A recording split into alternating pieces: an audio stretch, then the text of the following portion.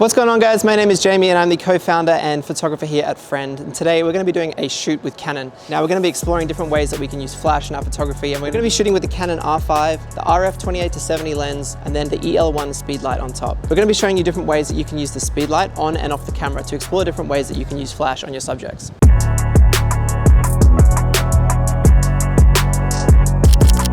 The first shoot, we're going to be using color blocking with red. So the red theme here, we've got red seats, red lighting, red curtains, our subject all in red, and we're going to see how the flash works inside the cinema.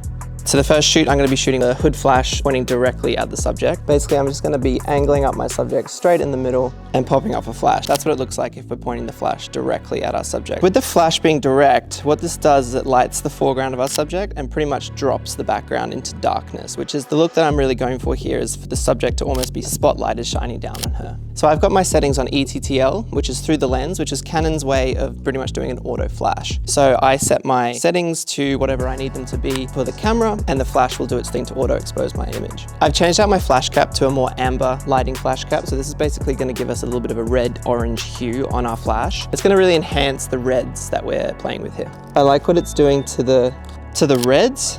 That tiny cut shadow that you can see around the subject, that's how we achieve that with a very direct hood flash. This is full zoom on the 70mm. Again, I'm using through the lens mode, so that is auto flash exposure. So we're going to be doing a floor shot here. Again, I'm going to use direct flash pointing directly down at our subject on the floor. I want that cut shadow around her body. I'm going to change from a direct hood flash to more of a bounce card flash. So we're shooting the flash upwards. We're using this bounce card to bounce the light back into the subject's face. This helps if there's an obstacle in the way and we want to shoot over the obstacle. And see, this is enabling me to get a shot through these chairs and not have the flash obstructed by the seats. So I've taken the EL-1 off the hood and we've mounted it to a stand here, and we're going to use a transmitter to use this as an external flash now instead of an on-hood flash. Basically, this is so that I can get as close as I want to the subject's face without having that flash dominate the scene. You can tell that the light is coming in from the left-hand side. So we have a completely different shadow layout. 3, 2, 1.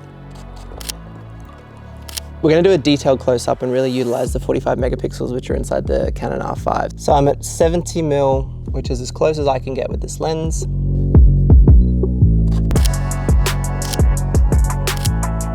All right, location 2, we're at this amazing pink restaurant and we're going to be shooting our subject in pink with the pink lights. Primarily, we're going to be using the flash off camera on a stand and showing how you can use this light to light the whole scene around us without having a direct subject flash. So the first shot, we're going to be using our Speedlite shooting up. Again, we've got the bounce card. We're going to be using these balloons as a bit of a reflector to help push some light into our scene. So if I shoot down on the subject here, we've got enough ambient light in the room to sort of light the whole scene. We just need to give it a bit of a fill, and that's essentially what this light's doing.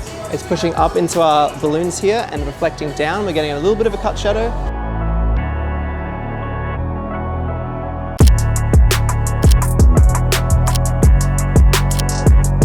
So with the 28-70, we've got a really versatile lens here. I can shoot a completely wide subject here where you get the entire frame in, and then I can zoom straight in from the same seat. I can get a really nice portrait shot as well. So one thing that's really interesting when you use flash is the color of your reflector matters a lot. So we're reflecting this off a pink wall, and that's going to give us a pink shadow fill. So if I was reflecting this off white, we're going to get a white shadow fill. So we're reflecting this off pink. Look how this affects the shot. All right, we're going to switch it up now, and I'm going to shoot this directly at our subject. I want to go for that cut light look, a bit more editorial, a bit more fashion focused. So this is giving us really long shadows. Some people don't like this kind of style. It depends on your aesthetic, it depends what the vibe you're going for. We really like it here at Frend, but it's not for everyone's taste. So it's important to note that the height of the flash really affects the shadows. So the lower that we have the flash, the longer the shadow is going to be. The higher we put the flash up and shoot down, the sort of shorter the shadow is going to be. Final shoot location, we're going to be doing a sunlight shot. Now today is overcast, so this is actually a good test of how this shoots to make it look like sunlight. So we're going to be using our EL-1 on hood to make sunlight recreated in this area. We're using a Corvette, so a bit of an old school retro USA vibe. First thing I just want to note is that without flash and with flash, the same photo. So we're bringing in some amber and yellow colors to replicate the sun on this hood cap. And then I've also got the flash pretty much dominating the front of the scene. I'm going to use a step ladder as well so I can get a few more creative angles because I want to shoot up up and down. So we're getting that real nice sunlight look, even though outside it's really overcast. You can't really tell in these shots, so you can see that the warm shadows, we've got a hard light which looks like the sun, and then we're just going to emphasize that with the edit as well. Next shot, she's going to be swinging her head, so I'm going to use the R5's face tracking device on the autofocus just to make sure that we snap her face in focus. So if I tap on her face, 3, 2, 1. Nice.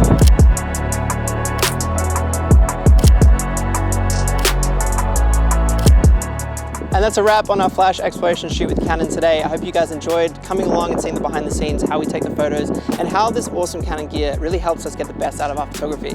So if you really liked what you saw today, you can follow us on Instagram at Frend, and we'll see you next time.